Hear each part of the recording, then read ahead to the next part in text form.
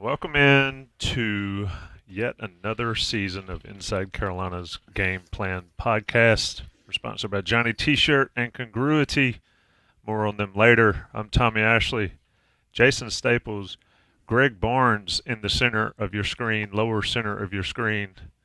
Carolina, Minnesota, Thursday night, August 29th, 8 o'clock Eastern Time, 7 o'clock if you're going to the game out in Minnesota.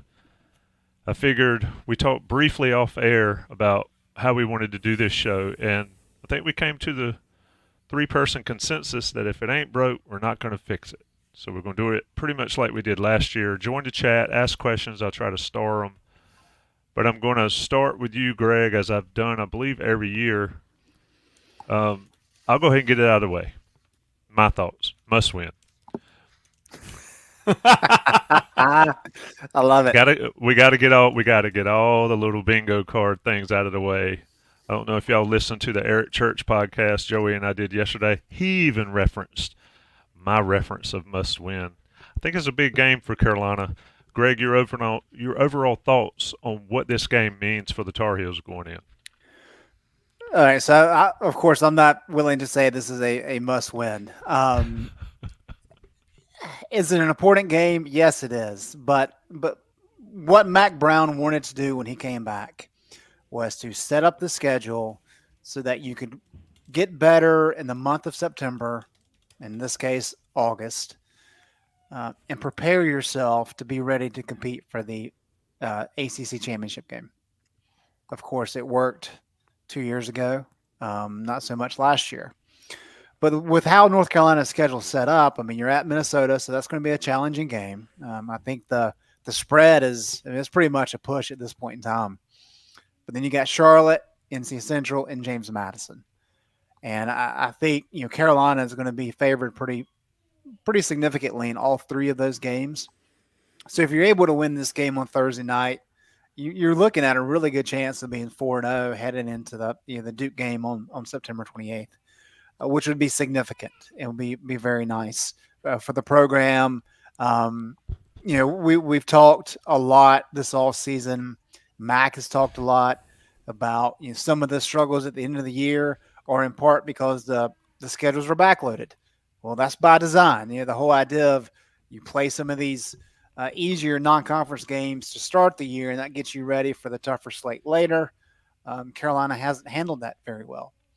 And so while it is an important game, I'm not ready to say it's a must win, because even if you lose, as long as you play decently well, you can still get better the next 3 weeks and give yourself a chance, because the ACC schedule is not really difficult either. I mean, Florida State looked like a definite L just a week ago, and we saw kind of what happened with the Georgia Tech Florida State game in Dublin. So there's a lot of opportunity on the schedule. Yes, you want to start with a win, but I'm not ready to say that's a must win. Jason Gregg's already defied me. First 5 minutes of the show. But doesn't take long, right? It does. I mean, it makes it fun. Your overall thoughts here, Jason, before we dig in. Well, I mean, I'm of the Marv Levy school of must wins. So, I've said this before. I agree with him where this isn't a must win. World War II was a must win. Right? So, yeah, that's that's kind of where I fall in on this. But no, I mean, I agree with Greg in the sense that this is a very gettable schedule across the board. The thing that this game does is it allows you to set the table one way or another. You go in, I mean, Kirk Herbstreit, I think earlier this week said that, he expected Carolina to be undefeated going into the Florida State game based on their schedule. Well, you can't be there if you don't win this one. But if you do win this one, I don't think that's impossible. I don't think it's likely. But this is what allows you to have higher goals for the season. And the other thing is that this is a team that you beat last year, and that game wasn't really that competitive last year.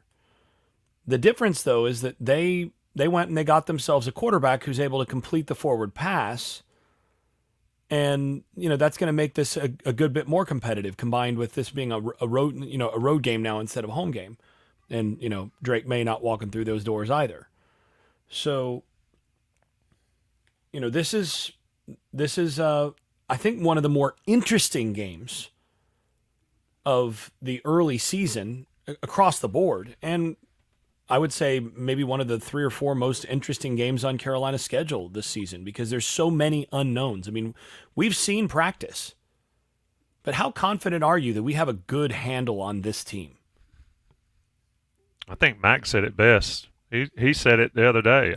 Friday, I believe. I have no idea what's going to happen, and I'm kind of in that boat, Jason. Yeah, and I mean, like Greg, you said this as you referenced the game in Dublin as well. That was a game where, first of all, I think one of the things that we noticed that I noticed in that game, you know how many possessions each team got in that game? 7, right? 7. You know what the norm, Greg, you know this. What's the norm been over the past 15 years in college football, or say 10 years? 10. More than that, it's like 11, right? Yeah. 11, 12 is not unheard of. Right. 7 is ridiculous.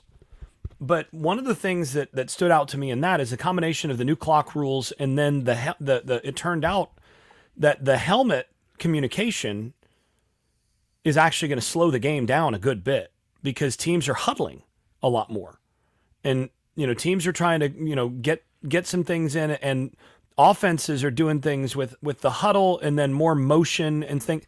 That looked a lot more like an NFL game in terms of how those two teams called the game. And in terms of the pace of the game, and all of a sudden that you get 7 possessions in a game instead of 11, and games that are on the margin suddenly become more marginal, right? Because you've got fewer trials in play, so that's going to be really interesting. And then you combine that with Georgia Tech returned a bunch of. There was a reason why I picked Georgia Tech to beat North Carolina in our preview. And why I told Florida State fans, that was going to be one of the most dangerous games on their schedule. They returned everybody on offense, basically. So they knew what they had coming back. And I think when you looked at what Florida State had, I'm not sure based on their game plan that they were really certain what that team, what they had and how they needed to call both sides of the ball for what they have on the roster. And that's something that I've got some concerns about for North Carolina in this game. And that's one of the things that makes this such an interesting game is I don't feel like I have a strong handle on this North Carolina team yet. And I'm not sure, like you said, I'm not sure Mack Brown and company feel like they have a strong handle on what they are yet. And week 1 is going to show a whole lot about what they are and what they can be. That said, I still say it's not a must win because with it being week 1 and being so much of this being about learning who you are, they could go out and lose this game and discover a lot about themselves and then be able to adjust based on that and become a much better football team from there forward and then win the next 6 games and suddenly you're 6-1 going into the Florida State game and who knows what happens from there. So and whether you stay healthy or not, that determines a lot. So it's an important game. It does help a whole lot. Every game that you win helps. But that's kind of my view on where this is. Tommy, before you ask your next question, just in terms of what Jason just said there about the new in-helmet communication, I think it's going to be fascinating to watch how that evolves because the way it's set up right now, when the ball starts over, the play starts over, you got 40 seconds on the clock. Well, you can use the in-helmet communication until there's 15 seconds left on the play clock, which is actually a good bit of time in terms of what remains. And it would not surprise me whatsoever to see teams really use the bulk of that clock, as Jason mentioned there, to make sure you have the conversation that you need to have and to be able to tell the quarterback what play you want. And then once the helmet cuts off, well, then you've got 15 seconds left, which is plenty of time. Then you can go through the huddle, make sure everybody understands, and then split off. So I think there's almost too much time left remaining because if you whittle that down to say 10 seconds, well, at that point in time, you're having to have communications before the helmet cuts off, and maybe that could speed things up. So I'm curious to see how that plays out as the season goes along. And watching that game, it was interesting because both teams were taking it basically to the point where that 15-second cutoff was going, and then they were starting their procedure.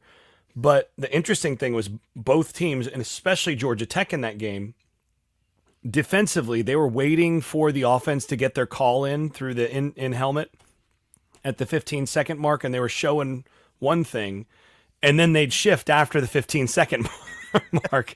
So there's still a lot of moving pieces that are going to happen. And, this is an interesting early season situation where, I think a lot of these programs are going to be learning on the fly about how best can you use that technology. I mean, so if it were me, I actually wouldn't want to, I would want to snap it before the 15 seconds if I could, because I'd want to be speaking to my quarterback until about 5 seconds before the snap. Get him to call it, get to the line quickly, and then I've got my guy in the box saying, okay, they're in quarters, make sure you're checking for the adjuster over here. Yep. Look for first read hot. And then, snap the ball at 16 seconds before they have a chance to do much. That's how I would take it. But, you're going to see a lot of different approaches to this. And I do think it's an advantage for coaches who are working with transfer quarterbacks to be in their ear, to be able to say, okay, we got, pass 44 Demon. Now, make sure you check that high-low on that. The one thing that's going to bust this is if they bring 4 off the right, you got to make sure you get that out. That's going to go to this hot. All right. You good? All right. And you really walk them through what they should be seeing. Or, you call, okay, I want Indy back go, and, be ready there. Be ready though. If they come out and bear, I want you to flip that and run counter into the boundary. All right. So, this is the kind of thing that you can do in the headset, and you can talk to him at the line of scrimmage where it's like, kill, run Indy, and that changes things. And that allows you to do things with a transfer quarterback that you probably couldn't have done a year ago, because he wouldn't necessarily have a full grasp of all that as easily in year one. That said, you get the voice in the head too much, and that guy might be spinning even once he's getting the snap and ends up thinking and not playing. So this is going to be a really interesting balance to see this year. Yeah, I mean, I think it's a great point. And I was listening to Bud and Danny Cannell and those guys on the Cover 3 talking about being able to tell, to your point, Jason, being able to tell the quarterback, look, if this guy does this, you cannot throw it there. And, do not even look at that and look elsewhere. And it was interesting because in those early games, those week 0 games, there was very few interceptions, if at all. And we've seen, I think, to your point about, and y'all's point about the helmet communications, I think you cut down or you create even more of a chess match to try to confuse a quarterback on what you're trying to do. And, Greg, to your point, if you're snapping it before the 15 seconds, well, the way I understand the rule is that they can be talking to him up to the snap. Yeah, like when the ball gets in play. And so it's going to be an interesting dynamic there. I don't like that it cuts down on possessions because everybody wants to see more football and not less, and they've already shortened the game with the clock. But I would love to have access to be able to hear that. That would be – I'd pay a lot of money to be able to watch football games and be able to hear that kind of stuff and not hear the commentators and all. But Tommy, that would be a good idea for Carolina boosters to sell that access to the boosters who want to be able to listen to that. Yeah, you want to make some money. Okay, you need to make this kind of donation, and you can be patched in live. You can't talk, but you can listen. But you can listen. That would be NIL money. That's some NIL money right there. Go ahead, Greg. I was going to say the true people, teams that benefit from this in terms of limiting possessions are the underdogs, right? I mean, Roy Williams' whole thing about going fast was he wanted more possessions because the more possessions you get, if you're a better team, the more likelihood you are going to expand the lead. Again, case in point in Dublin. Right. Exactly. Right? Georgia Tech got exactly what they wanted in that game, a 7-possession game where, Florida State kicked it around a couple times inside the 40 and, hiccuped a couple times, didn't fall on a fumble when they had the opportunity, and all of a sudden they lose a football game where you play that over and over again. Those teams, the more talented team didn't win. The better team that day certainly did. And the team that was more physical and brought it did. And all you need is one day, and all of a sudden the fewer trials thing, you're going to get more upsets at that point if you can slow those games down. And I think it's easier to do now in the current clock rules as well. Yeah, and I think having a guy, back to the quarterback discussion, having somebody that's got a ton of experience, that's seen a lot, and that's why I think Max Johnson will get the nod here for North Carolina on Thursday night. Weather could be an issue, so you need somebody that's going to protect the football and all that. But, Greg, your thoughts, let's talk about the quarterbacks, and we can do them both.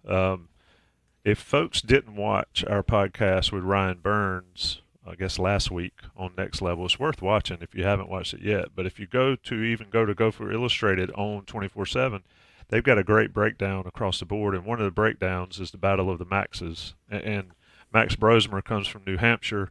He's a transfer. Everybody remembers Minnesota's quarterback last year that was just flat out not good. And then if my memory serves, the backup came in for one play and threw it to Elijah Huzzy 20 yards away from the intended receiver. So they were not good at quarterback last year. Max Brosmer comes in, is thrown for a ton of yards at a lower level, granted, and Max Johnson. Greg, your thoughts there? I think this is a key aspect of the game, especially if you've got low. You don't want to turn it over and then another team has a 7-minute drive again. So quarterback play, Greg. Yeah, up until the NC State loss, really my biggest disappointment last year was that the Greek Rifle did not deliver. I really thought he had some potential, and I thought it would be kind of a fun story, but it was not. It was not for Minnesota, at least. So yeah, that's kind of the challenge there, and that was a relatively competitive game. I guess early in the second half, but by that point in time, anybody watching knew that Minnesota did not have a quarterback, and when you're playing a team that has Drake May, it was just inevitable what was going to happen. And so in comes Max Brosmer, whose numbers are phenomenal. I like the fact that he's got 31 starts, 8,000 passing yards, 69 touchdowns, only 19 interceptions. The knock on Max is that he throws a lot of short passes, but he still averaged last year 7.6 yards per attempt. While that's not Drake May, at the FBS level, that would have been top 50 last year. So he can move the ball just a little bit, and he had some relative success pushing the ball down the field for New Hampshire last year. So really the key for him is going to be adjusting to FBS level competition. And Carolina has a lot to prove defensively, but I think the fact that North Carolina has Power 5 athletes all over that defense is going to be something that Minnesota would not have been able to simulate in practice. To have Des Evans or Bo Atkinson coming at you with intents of hurting you, that's a little bit different than having a jersey on in practice where nobody can really hit you. So that's going to be the key, I think, is how well does he handle that. I think he has the skill set to be effective. I don't think Brosmer's an elite guy by any stretch, but they've got good lines. They've got good running backs. I don't think Taylor's probably going to play, but we can discuss that further. And so he just really has to be a game manager. And I think if he can do that, Minnesota has some other solid pieces to be able to win some games, including potentially on Thursday night. And Jason, flipping it over, and I agree with you on Brosmer. And here's the thing about, I forget who I was talking to. It was one of the players that had come up from that level. And I said, skill positions at that level, they can play. They're still pretty good. It's the trenches and the lines that are the separator there. And to your point, Brosmer will see, even though Minnesota's got a couple good guys off the edge and good linebacker that can show in practice, Carolina's going to have to get after him. But Jason, flipping to Max Johnson here, all I hear is Max Johnson played in the SEC. Max Johnson played for LSU. He played for Texas A&M. He's seen Georgia defense. He's done this. He's done that. Yet nobody's set on him being above expectations, I guess, if we want to say. So your thoughts on Max Johnson? What's he need to do in this game to sort of cement his place and also to move Carolina forward, move the offense forward, and sort of change the narrative that the offense might not be as good? So first of all, I think it's, you mentioned, exceeding expectations or whatever. I think that's unlikely in the first place, just because you got a guy that's already got 2,000 snaps on him, and kind of are what you accurate. are. Yeah, accurate expectations are probably pretty accurate. The expectations that you got based on 2,000 snaps against good competition are what they are. The question is, can you squeeze the most out of him within the confines of your offense? That that's possible, and that's going to require the pieces around him to play well. I mean, I do think that it's evident from what we've seen of Max elsewhere that he's not a quarterback who is just going to make everybody, make all his skill position players look elite just because he's such a dominant quarterback. He's a guy that if you surround him with nice pieces and give him protection, he can operate at a high level of efficiency. He's done that more than once. But if he doesn't have the pieces to be able to get the ball too quickly, if he's going to get a lot of pressure, then things don't look nearly so good. He's a guy that, the floor on that is a little bit lower than a lot of others. So, you say, what does he need to do? To me, it's pretty straightforward. He just needs to manage the football game and get the ball out on time and not make any major mistakes. Don't turn the football over. Don't take bad sacks, and, just put the ball where you're supposed to put it, based on the different reads. Dink and dunk when that needs to be done. Check down. That's fine. And then if you get some opportunities where there's a guy downfield, you hit that guy once in a while. That's kind of what you expect. And if he does that, then this offense can actually be pretty decent, because I do think that you've got a good run blocking offensive line. I have serious questions about the tackles, particularly the right tackle position in pass protection. I think the left tackle will be fine in pass protection, but I got some concerns about that right tackle in pass protection. But I think it's going to be a good run blocking offensive line. So if you're going to be able to run the football with Omari and Hampton, who's going to break tackles and put you in good spots, just don't screw anything up. If you're the quarterback, your job is not to put the ball in danger, to get the ball to playmakers on the edge when those are available, to hit your first option in the flat when you got a little boot, when that guy's open, and not do anything stupid. Don't take negative plays. Don't have any turnovers. And you feel like you can be pretty successful as an offense as long as he does that. Are you going to be elite if he does that? No. And how can he exceed expectations? Well, it's by making the 2 or 3 big time throws per game that differentiate the top quarterbacks from the others, where you get a pressure look and you happen to hit the seam just right where a guy goes for 45 yards for a touchdown. You hit a couple of those per game, and now you're going from the game manager that is the minimum to suddenly being a quarterback who's winning games for you. And that's a pretty big ask, I think, given supporting cast in the passing game and what he's been in the past himself. For sure. I agree, Jason, wholeheartedly with those points. It's kind of to illustrate the importance of being the game manager. Jason kind of hit on it there with taking advantage of the big time throw opportunities and limiting turnovers. Here's some numbers. We were spoiled rotten. Carolina fans were spoiled rotten, and anybody watching was spoiled rotten watching Drake May and Sam Howell perform the way they did. Sam Howell, PFF tracks this is subjective, but they track what's considered big time throws. So difficult throws. You have somebody's covering, a receiver 20 yards down the field, and you're able to get the ball to him. That's a big time throw. If you throw a bad pass over the middle and you don't see the linebacker, that's called a turnover worthy play. So those are kind of your 2 bullet points. Sam Howell, in his 3 years, had 86 big-time throws against 39 turnover-worthy plays. So a little bit more than 2-to-1 ratio. Drake May was even better. He had 81 big-time throws against 26 turnover-worthy plays. That's insane. It's about 3-to-1. Max Johnson, in his 4 years, has not had a season where he's had more big-time throws than turnover-worthy plays. In those 4 years, he's had 29 big-time throws against 40 turnover-worthy plays. You got to go back a pretty long way outside of the 17 and 18 debacle at quarterback to see those kind of numbers at Carolina.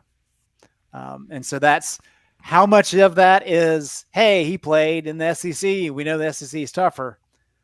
I mean, I guess you can make that argument. There's some level of truth there, maybe. But that says a lot to me. We know he doesn't handle pressure very well.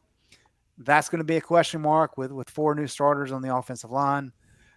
So there's some concerns there. So as Jason said, they've really got to do a good job. Chip has to do a great job of making sure he's taking what's there, he's not forcing things, and he's letting the playmakers, including Omari and Hampton, do what they need to do, and that's going to be enough for victory.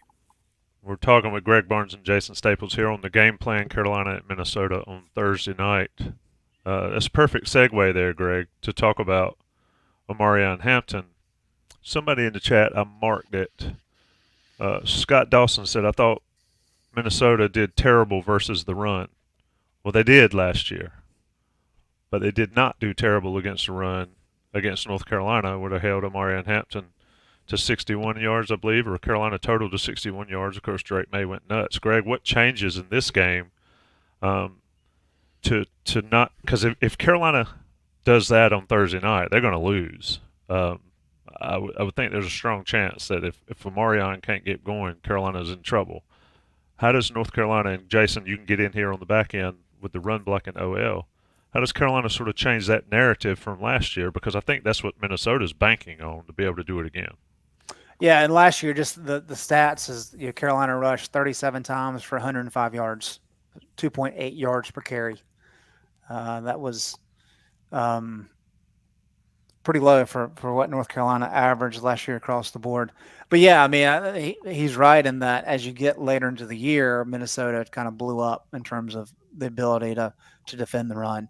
I think people need to understand that PJ Fleck really likes his defensive line and his front seven, really kind of their biggest question marks in the back, the secondary, cornerbacks and safeties. But he really likes that front four, some veteran guys there.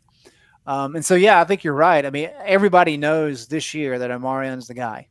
You want Max Johnson to beat you, and that was not the case last year. And so the key for North Carolina is to have a solid game plan, to be able to be balanced and be able to move the ball a little bit and take advantage of the opportunities in the passing game. And Max Johnson, there's room to criticize him, but he's had solid levels of success. I mean, he is an experienced guy with a lot of the SEC starts and those types of things. So I think there's plenty there for North Carolina to be selective. Yes, Minnesota is going to try to take away the run. So you can't just rely on the passing game. That's not really the balanced approach that you're looking for. But you got to figure out what's the best way to attack that Minnesota front. Is it getting to the edge, which Omarion did a great job of last year? Is it playing the counter game? There's all kinds of different things that you can do. You just have to figure out what works best. And no doubt they've looked at a ton of tape from the end of last year for where Minnesota had some struggles. They're going to try to exploit that. But certainly with the balanced options that Carolina has, I don't think there's any reason to lean one way or the other. Just try to establish yourself with both parts of the offense early on, and I think that's your best chance for success. Jason, you mentioned earlier Carolina. You were confident in their ability to run block, and you mentioned going to practice. These dudes are massive. I mean, Woodley Lampkin is the smallest one. He's probably the best one, and he's shorter. But the rest of them are massive. They can run block. The pass blocking may struggle. Carolina's approach here. We haven't mentioned the tight ends yet. We haven't mentioned the wide receivers yet. I think the tight ends have a great game in this type of environment. But your thoughts here on Carolina's approach with Hampton? Well, I'm not real confident in having a handle on exactly how they're going to go about things because, I think they've got to figure out exactly how they need to call the game for the quarterback. I'm very much in the camp of sort of offensive thinkers who thinks that you have to, you hear about coaches tailoring their offense to the strengths of the personnel. I'm very much in the camp that the personnel you have to tailor to is one guy as a rule. It's your quarterback. What can he do and what can't he do given the constraints around him? And, my impression is that the best thing that they could do early is to go play action some on first down and try to give some easy looks, some high lows, some boots, getting out into the flat, that sort of thing for Max Johnson early to force that defense to widen some, to run to the sidelines. And ideally, you get a couple concepts, maybe a dagger concept, it's a seam with a deep basic route and in route on that, or, some post stuff. Give an opportunity to loosen that defense up a little bit with a couple things that you feel confident you're going to get a good look on. Try to get him a little bit early on. And then as you keep that defense loosened up a little bit, that's when you just keep turning around and handing it off over the course of the game. And you let your big offensive line and your big backs lean on him. That to me is the right approach here.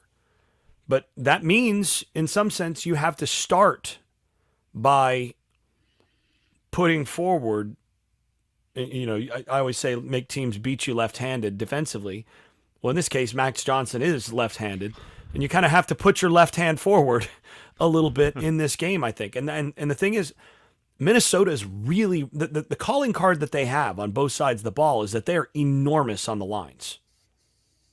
They're going to try to win with size and just being hard to move on both lines.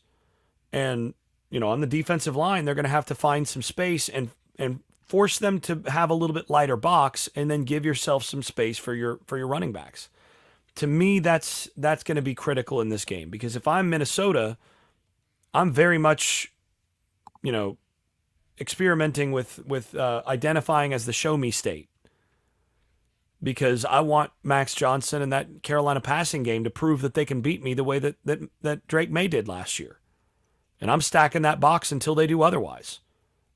So, to me, that's expecting that from Carolina, from Minnesota. Carolina should come in basically with the game plan to throw early on play action on first down and make it easy for Drake May and force that defense out of that.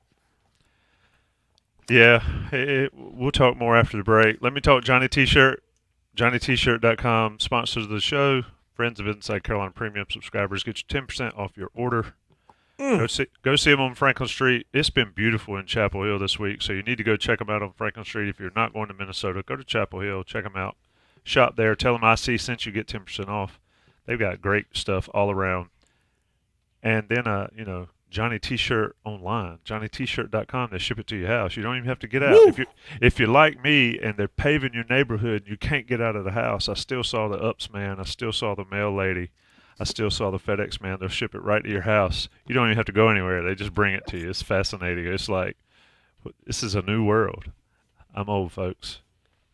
National guys will pay the bills. We'll be right back. Nope, Jason. The kings of old didn't have this level of ability for people to just deliver them stuff. Send a raven. That's all I remember from the old days. But we're going to let national guys pay the bills. It's the game plan. First one of 2024. We'll be right back. We're back with Greg Barnes, Jason Staples, Carolina, Minnesota game plan. I'm Tommy Ashley. Greg, you had a stat, and I cut you off doing the ad read. What is it? Just to Did you follow forget up it? on – no, I've got it. Just to follow up on Jason's comment about Drake May being so good in that game last year. He was 29 of 40 for 414 yards with a 10.4 yards per attempt mark.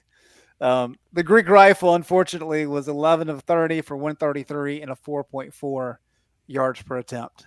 So just hard to be much different in terms of production from a quarterback in one game.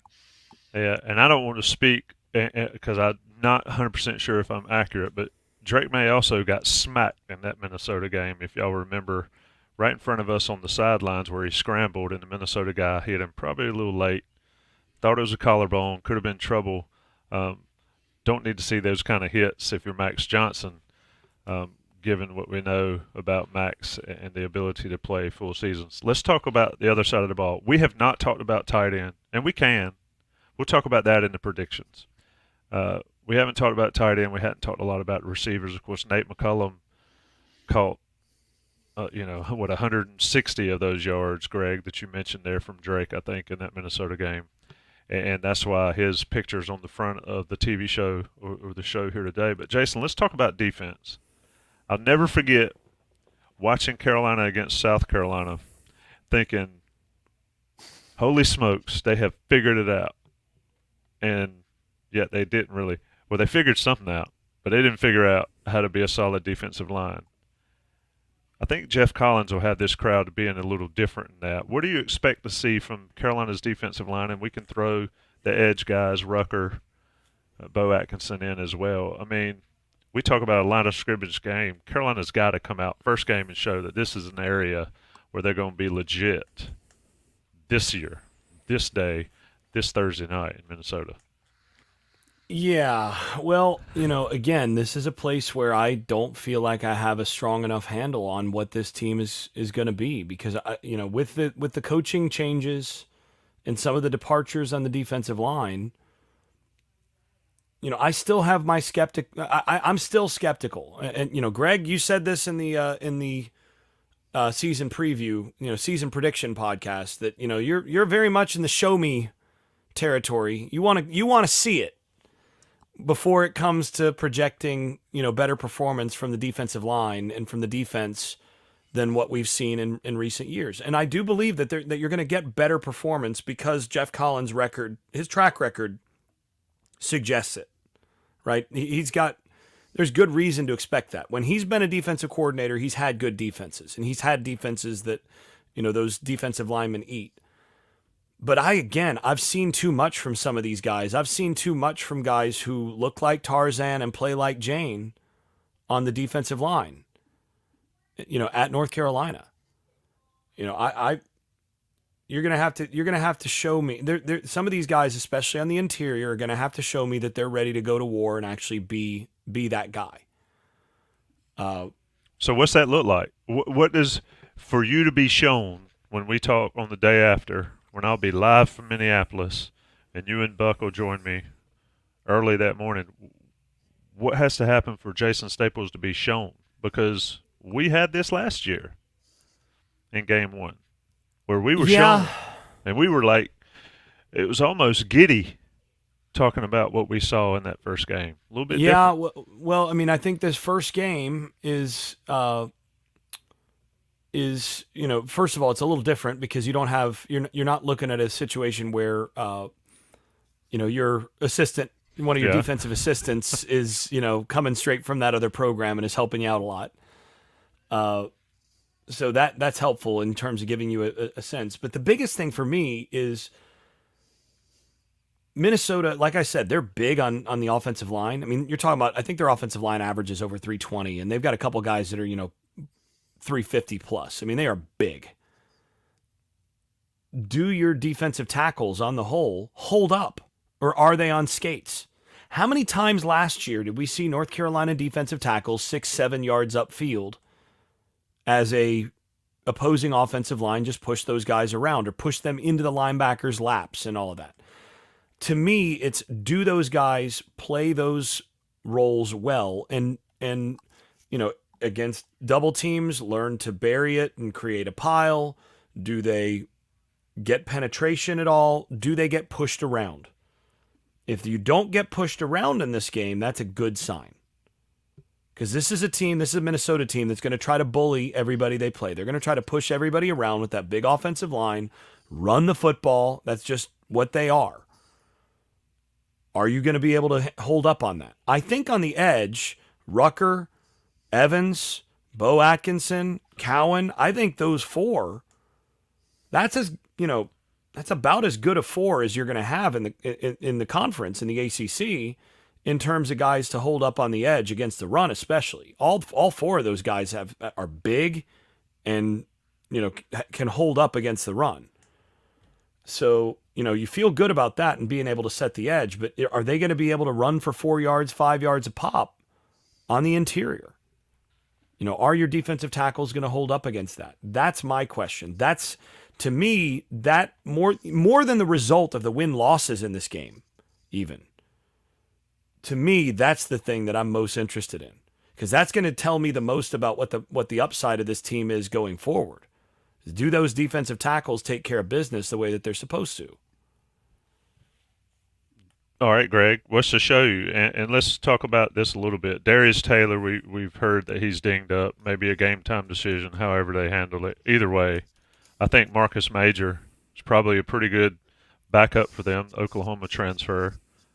Battle of the transfer backup running backs there with Darwin Barlow from USC and Marcus Major. But, Greg, how are you shown on Thursday night?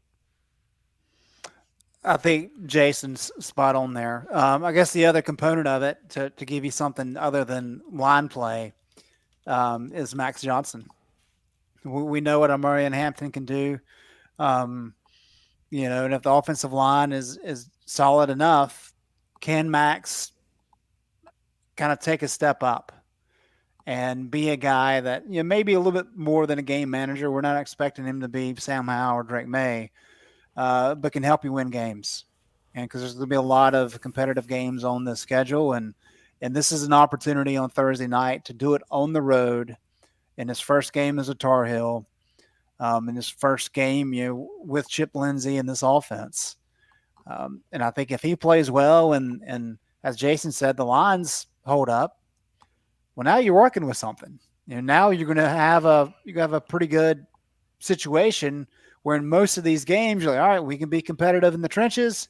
We know what we've got at wide receiver and running back, and the quarterback's more than capable.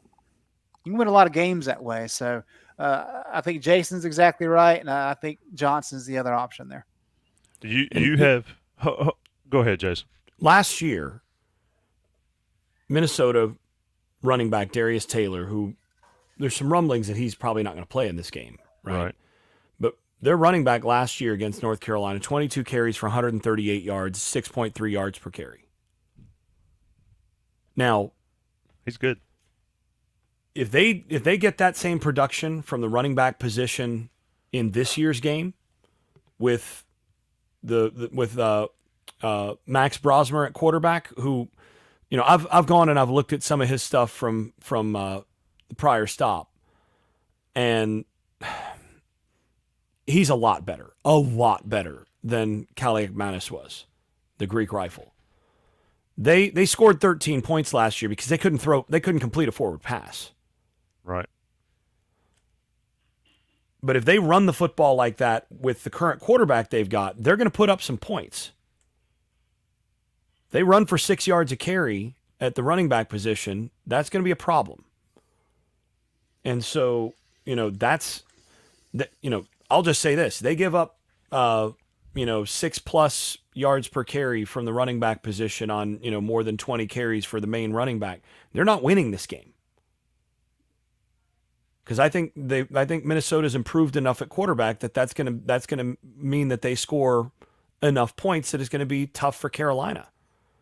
But if they can be better against the run, then there's advantages to take. Then they've got some advantages they can utilize or they can go to on the other side. How much does Geoff Collins himself, his scheme, what he's been able to do since he got there in January, Greg, how much does that aspect of it push Carolina over the hump in a game like this, if that's a thing? It is. Let me add this real quick to kind of Jason's point about last year. A lot of people look at the final score and think, oh, that game was really a blowout. And even though watching it and seeing the quarterback play, I mean, you kind of knew Carolina was in good shape. But Minnesota had the ball down 8 points inside the scoring zone. So they were at UNC's 35 with 3 minutes to play in the third quarter. And then they threw an interception, and Carolina went down and kicked a field goal, and that was pretty much it. But this was a competitive game for 3 quarters. And then Carolina, and despite the fact that they couldn't throw the ball at all. Correct. Yeah. Right. There are high schools that could have thrown the ball better against Carolina than what Minnesota was able to last year. And the interception that turned it, high school quarterback could have thrown it better than that. I mean, it was a brutal interception. So I do think that's important for people to remember because Minnesota was going to put up a fight regardless. But I think what Geoff Collins is going to do, when Jay Bateman came in, he had kind of a creative scheme. At the time, it was a little bit progressive. But in talking with people around the program, including some players, they were just a little bit confused with exactly what everybody was supposed to be doing. And ultimately that lays it at Jay Bateman's feet of not having the guy. I think everybody remembers the one photo of, I don't remember what team it was, but they were snapping the ball and like all 4 Carolina defensive linemen were standing up looking around. Then Gene comes in, and Gene, just by nature, is very conservative, very reactive, especially up front. Geoff is not. Geoff likes to kind of simplify things as best he can, and he wants to be aggressive. He wants to attack. And he's had a lot of success, as we've already detailed this offseason. The defenses he put together at Mississippi State, Florida, were just elite. Just as good as you can find, across the country. And a lot of that's because the players understand what they're supposed to do and they can attack. Now, you don't want to expose yourself by blitzing a lot of guys. Obviously, you leave some openings on the back end. But I think that's what he's going to bring, is that, are you going to get beat occasionally? Yeah. I mean, if you're being aggressive, that's going to happen. But he's not exposing himself on the back end. But he's also trying to be unique with some pressures and some blitzes up front to get the opposing offense behind the chains.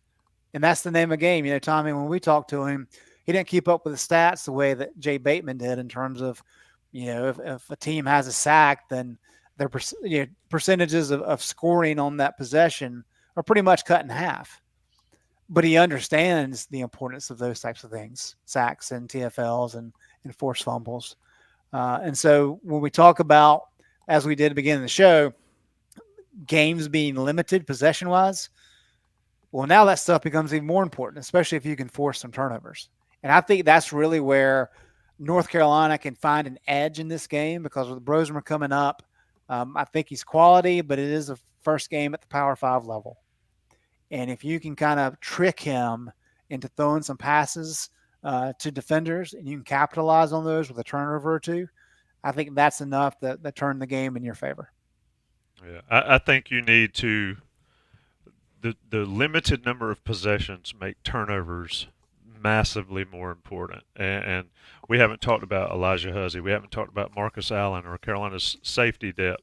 I think the ability for Carolina to be able to push up on those receivers. Brosmer, you mentioned Brosmer earlier, and I guess this probably could be in my summation when we do predictions, but he likes to throw the ball short a lot. Well, Carolina's going to press those receivers. Can Carolina's defense prevent those free, easy early takes? I think will be key for Carolina's defense. Jason, anything else you got here, whether it's on offense or defense, before we do get to the prediction side of the show, I think we've covered it without talking about everybody because I think tight end rooms, it is what it is. They're good, and they're going to be good. And I think Carolina's receivers will be fine, and I think that defensive backfield will be fine. We haven't talked linebacker play. I think Amari Campbell having a broken hand and in a some sort of club half cast may be relevant, especially if it's wet and it's likely to be wet out there. But your thoughts anywhere you want to go, Jason, before we get to the end. Well, I think my prediction, I'll cover pretty much what we need to do here in terms of extra stuff. But I do think that there's a couple places where Carolina may be able to take advantage of some mismatches if the quarterback position handles business. And that's really what this is going to come down to, that and the interior defensive line. But we'll get to that in the prediction period. Yep. Okay. Gopher and Scott Holland have been talking about special teams and punting.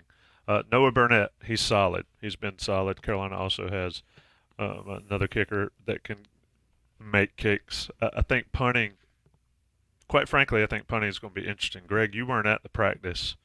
They were, Mack is high on McGinnis and the punters and all. There were some ugly punts out there. I mean, it reminded me, just some kick it off the side of the building. I mean, I got a busted window in my garage still from the boys in the yard supposed to be kicking it that way, and somehow it broke the window in our house. So I think that's going to be an important part of the game, especially with limited possessions. You want to back people as much. So that is going to be an area to watch. Mack has harped on Carolina being winning games with special teams, and Eric Meley is an analyst that they've put on there. So a big aspect of it, but that's one of those things we'll just have to wait and see what happens in games.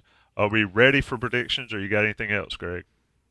No, I was just going to say, on that point, yes, punting is going to be a wait and see kind of thing, and it could be interesting. But I really like the depth of this team. I think really for the first time they've got quality pieces in the two deep across the board. Yep. And I don't know that we've really been able to say that in previous years. And that's very beneficial for special teams because those backups are really the guys that are going to be filling out the special team roles. And so I think that just by nature helps improve special teams, at least in terms of, with blocking and with coverages and those types of things. So it limits some of the extracurricular activities beyond punting the ball and kicking the field goal, because guys are more likely to be in position and you've got better athletes and those types of things. So while we don't know about how punting will be, I think you can feel comfortable that that the unit as a whole should be in a little bit better shape. Yeah, and it's a great point about depth. You don't have walk-ons on special teams and covering kicks and all that. And Mack also made a point, and this is something I did not know until he said it. Minnesota, I believe, has Syracuse's special teams coordinator on their staff. Syracuse blocked a punt last year against North Carolina, got the punter hurt. Remember the face mask getting bent in on, I think Carolina ultimately got the ball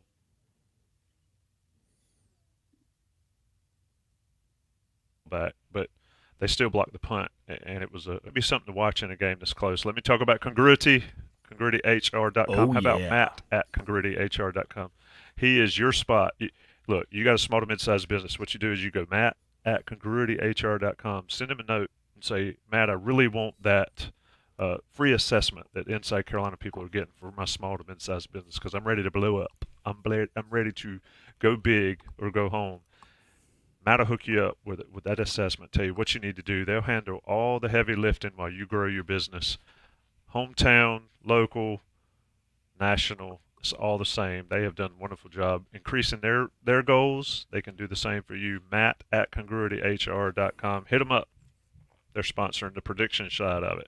A couple things. One, somebody on the message boards told me I should make y'all give me your predictions before we get started so y'all don't cheat and copy each other, and I failed to do so. So I apologize to the message board poster. I will do it next week. So we're supposed to do what now? I was supposed to get y'all to write down your predictions at the start of the show, like on a piece of paper, and then hold it up, later. Okay. We can do that. I'll do it right now. Yeah. Okay, y'all do it right now. While they all are doing that, I'm gonna give a shout out to some people in the chat. Jim Woodall, Tar Heel through and through. Um, where are you coming from? Trinidad, Grenada, North Carolina, and then he's now in St. Paul. Folks, that's what retirement living is all about. Lofton Neal, I've not seen your name in the chat at all. Thanks for joining us, and I'm envious. So I'm free to do podcasts from St. John's in the Virgin Islands. Be glad to do that if we can set that up. A lot of other people from all over the country and a lot of regulars here. Steve Blakely asks, will Merdinger get any play this season? I will say this, if Michael Merdinger plays, who I think is going to be a good player, then Carolina's in trouble. I think the idea would be to redshirt him, of course. I don't know if either one of y'all know the answer to this. I thought I knew it. If two helmets with green dots are on the field at the same time by mistake, what's the penalty? Don't they? I think they just kill them. I don't know. I would imagine there's a 5-yard penalty. Yeah, it's a 5-yard equipment violation. So it's sort of like a delay of game penalty, but it's called equipment violation. You're bound to see that a few times this year, but it's a 5-yard penalty, equipment violation. Yeah, there you go. This is one that's funny. We asked one of the receivers, left-handed quarterback impact the OL. I mean, it changes the blind side. The receivers, Lonnie Galloway says the ball spins differently, but catch the damn ball. So it's interesting. I guess. By the way, you can get out of that 5-yard penalty by calling timeout. There you go. So you can save the 5-yard penalty by calling timeout if two green dots show up. Chip Perrin asks, over under 4.5 sacks and 1.5 takeaways for the defense in this game. I'll let y'all incorporate that. Under. You can incorporate that in your predictions. Have y'all written down your predictions? Yes, sir. Hang on, Tommy. Jason, you're a wide receiver. Did you get to play with a left-hander? Yeah, I caught from some lefties at different points. I don't think it really makes that big a difference, honestly. Yeah. As long as you put the ball where it's supposed to be. Yeah, I mean, the spin is different than what you're used to, but, I mean, it just doesn't take much to adjust to it. It's and these guys either so on many target reps or it's not. Right? I mean, it's like maybe if you're only catching the ball 10 times from a guy, but when you're doing it hundreds of times in the offseason. I think a left-footed punter matters more than a left-footed quarterback. The ball spins different and Yeah, tails but- differently. No, But punters these days are harder to catch anyway because they figured out a long time ago that if you don't spiral it, it's harder to catch to begin with. Punters are punting a lot of knucklers these days that are harder to catch. The old rugby punt. Randy M asks, is rain going to be an issue? Right now, the weather forecast that I'm looking at says 86% chance of rain with possible severe thunderstorms in the afternoon. Somebody else asked, will I be there? Yes, I will be there with the family. Anything else in the chat before we give y'all a chance to do y'all's thing? Nope. If I missed a question in chat, I apologize. I'll catch it later. Greg, you're up first. Predictions, North Carolina, Minnesota, Thursday night Fox. Somebody was hating on Gus Johnson as a possible announcer. I think he's pretty epic, Greg. Yeah, he's a personal taste kind of guy. I think he's great. I think he's a trip. Before I get to my projection, I just want to say this is a win for me because when you factor in potential for rain, I just really like the opportunity for this to be a grinded out, physical, Big Ten style of football. Forget the 58-55 nonsense. Let's have line it up and cram it down somebody else's mouth for 14-10. Like, that's football. But having said that, we talked about this on the preseason pick show, and if I'm making a pick of what I want come into a game that there's a lot of question marks about, it's who's got the better offensive line, who's got the better defensive line. And I think right now, when you look at this game, Minnesota has an edge on both of those positions. I think Max Johnson probably has a little bit of an edge over Brosmer just because Brosmer is moving up in level. But I think Johnson has some questions that he needs to be able to answer. If Darius Taylor's not able to play, that's that's significant, and that could sway this in North Carolina's favor. But as is, I think this is going to be an incredibly close game. I think it's going to be a competitive game, one that a single turnover could really change the tide. But with this game being on the road, I've got Minnesota winning 21-20.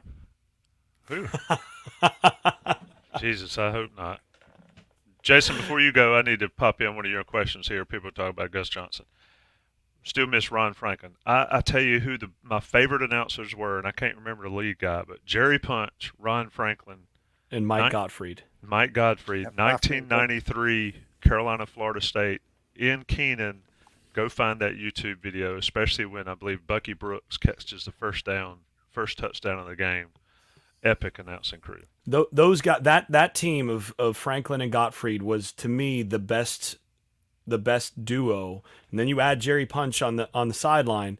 That was the best trio. I agree with you. That's probably the best trio I've ever heard. Yeah, they were epic. Jason, you're up now, and you've written it down. Yep. And I don't want to see a minion come in there and change it for you. Yeah, well, we're really close. That's why I was laughing. We're really close.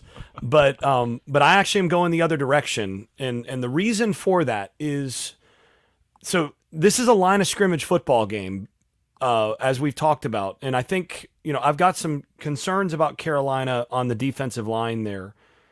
But I also think in terms of playmakers matter in these games too. And if I'm looking at who on either team do I look at and I say, okay, that guy can change the scoreboard. How many of those guys does Minnesota have? Taylor. Yeah, they got Taylor, and I'm not sure he's playing. Right. Well, they got Darius Taylor, but they also got the Daniel Jackson, but he may be dinged too. So yeah, so I'm just wondering, where that, how that lines up. And I think Carolina's secondary helps mitigate, some of what they might be able to do in the passing game otherwise, because unless something's changed, I don't see on their roster a guy that really causes you problems as a matchup guy against your secondary in the passing game, which allows you then to load up a little bit more against the run, so that even if maybe you're giving up a little bit at the defensive tackle spot, maybe you're able to compensate for that with some run blitzes and some other things. And I think they're going to do that. I think they're going to single cover those guys and make it tough. And on the flip side, I think North Carolina has a few of those guys. Omarion Hampton is one of them, and he's healthy and ready to roll. And, look at what happened last year with McCollum against this team. I've got some questions about Minnesota's safety group and safety nickel positions. And, I think Carolina with the combination of Omarion Hampton, McCollum, and then I think Bryson Nesbitt is a key guy, especially down in the red zone in this game. And that helps mitigate a little bit of, normally I'm with you, it's, quarterback in line of scrimmage. I think here I'm going to default to playmakers, as those other two I think are close enough that I'm going to default to the playmakers. And I'm going to go with Carolina to win as well, very close. But I'm going North Carolina 24, Minnesota 23. You're going to have a lot of people having heart attacks. Like, I agree. I always try to get a funky score, and I'm going to get one in. But I think this is one of those games where a turnover matters. Sometimes you'll have 3 or 4 turnovers, team still wins, whatever. I think a key turnover in this game, I think a special teams play might matter. But I think the difference for North Carolina is that ability and that newfound ability to run the football, and the emphasis to run the football for North Carolina with that offensive line. I'm not convinced on the passing game, but I'm convinced on doing enough to be able to run it with Hampton and play action it to Nesbitt in the seam. Pick on those safeties a little bit. Pick on the linebackers. They've got one linebacker that's really good. Everybody else in that middle backs sort of they can be gotten. I think Minnesota's going to play a great game. I think it'll be a great game all around. I hope it's not spoiled by nasty, nasty weather, but Greg likes that stuff. Too bad it's on turf, Greg, and not in a mud pit like we've seen at some points. But I've got Carolina winning 17-15. Boy, you're talking about a good, ugly game. late, and Man, we'd all be Greg. You and I would be thrilled with that game. Yeah. yeah, it is I'm going to hammer the under, which means it'll probably be 45, 41, given my betting skills. But I think Carolina can get it done, and I think, to quote Eric Church again from our podcast, it sets the temperament and the tenor and the mood for the fan base going forward with Carolina getting out of there with a win. Doesn't matter how it happens, just needs to happen for North Carolina football and for Mack Brown. Anything left, boys? 1 hour and 5 minutes on the first game plan with 350 plus folks in here, the entirety of it. I am so ready, Tommy. Let's get this thing kicked off. It Yep. is football season. Next time there's no football and college basketball, when is it, like April 15th? It is time to roll at Inside Carolina. Jason Staples would. Who out there is ready to be hurt again? Yeah. I say it all the time. It's not the despair that gets you. It's the hope.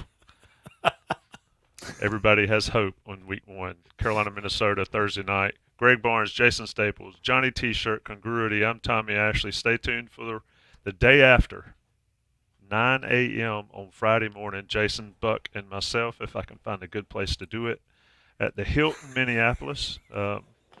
We will try again. Hopefully no birds and no sun problems. And, guys, it's always a pleasure. Thanks, everyone.